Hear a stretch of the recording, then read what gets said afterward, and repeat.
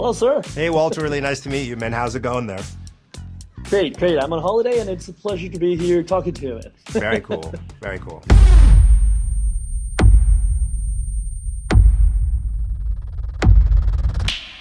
You seem like the type of person that I would love to spend hours talking to.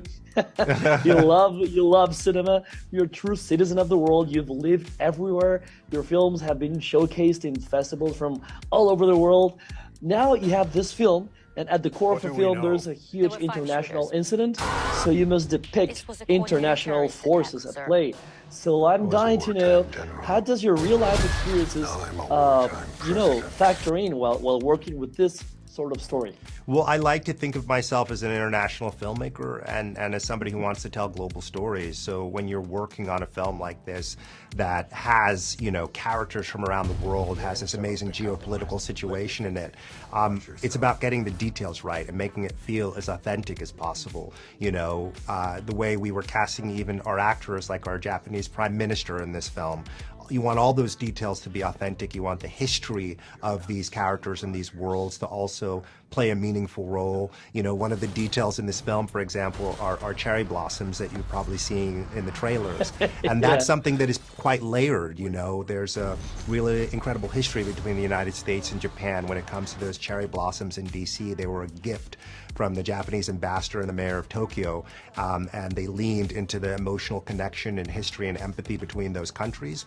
And there's a way that ends up having a really, really powerful impact to this story, both with the relationship between America and Japan in it, and also the journey that Thaddeus Ross takes, first as a character by himself, but then also in his relationship with Sam Wilson. So you want to take all that incredible history in the world that's international, but make it very specific to the storytelling here. And that was something I love doing.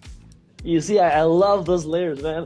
Thank you very much for that. I love those layers. Awesome, me too. Now, this is the first non-Steve Rogers-led Captain America film. Pros and cons of having this story, both story-wise or work-wise. Well, I'll start with the cons. There isn't really a con because Steve's journey ended in such a beautiful way in in Endgame. Such a beautiful emotional way in Endgame.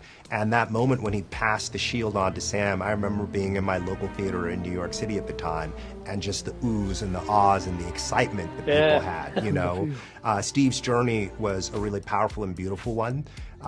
And him choosing to give the shield to Sam was because he recognized the innate goodness in Sam, but I think he also recognized that it was time that Captain America be an individual of our present.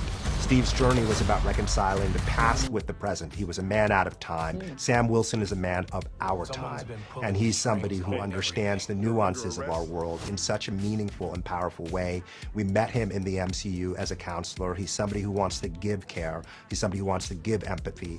And that's why, for me, it was important that that be the thematic center and journey of this film.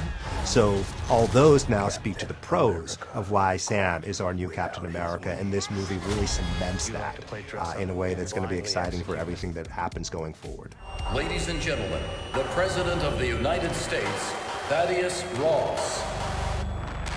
From what I could gather by the footage and by prepping for this, the film is much more grounded in the real world, and Cap is an underdog here. Yeah, I think that's a really, really good reading of it, and it's something that, first of all, as a director, that I wanted to bring to the storytelling in terms of the style and the aesthetic of it. Because again, Sam is a man of our world. Sam is not somebody who has a conventional set of superpowers. The action in the beginning, I keep on joking about Sam utilizing a brick in an action scene, but I was really thinking about how does a guy like him, who is, human, engage in a situation like this? Well, he's got to get inventive. He's got to get scrappy. So that kind of action was really fun for me to establish how he takes down an adversary, the way he has to improvise.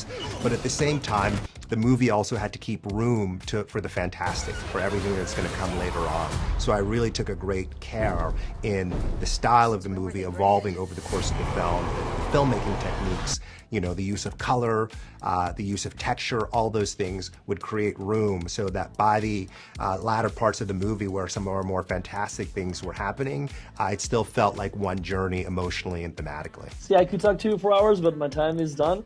Thank you very much for your time, really. Thank you very much. Thank you so much. Enjoy the rest of your vacation, man.